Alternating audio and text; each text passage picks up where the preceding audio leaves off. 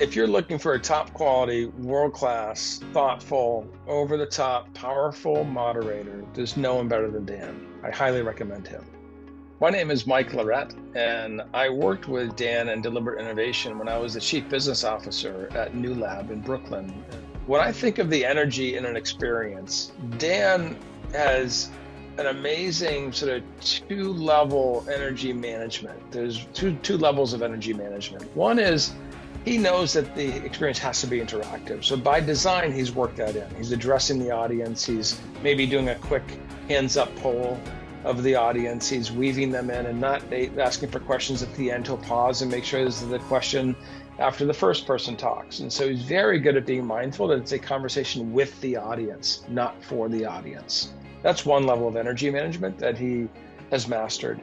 The other is, I don't know if he's done vocal coaching or if he's a singer or an opera singer in the past, but he has this sort of command of his voice where there's strength in his articulation, in his booming voice, and his pace of speech, and he's really mastered it.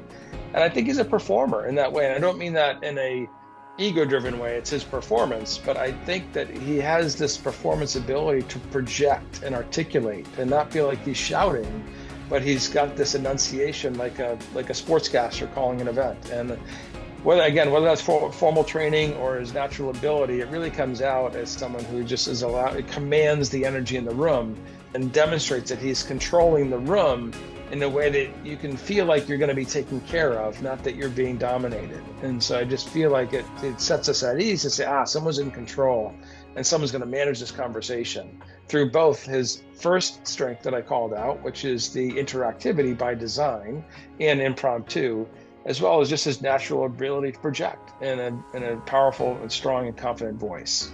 Sometimes a trap that a moderator gets into is they have a certain script that they're supposed to follow, and they've done the prep questions ahead of time, and you just feel like you're watching a performance of a pre-scripted event. And that happens in most panel discussions that I'm aware of, or most experiences. But I'm always amazed in the times that I've witnessed Dan, as I know the script and I know we're supposed to go with it, but he'll take a left-hand turn and he'll go off script. He'll really genuinely listen.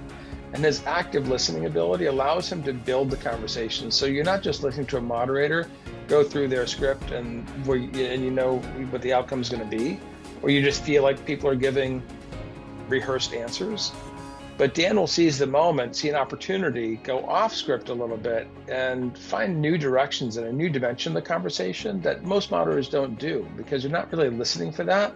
They're listening for the pause in the answer to ask their next question. Dan's listening so that he can understand how to bridge that answer to a new question.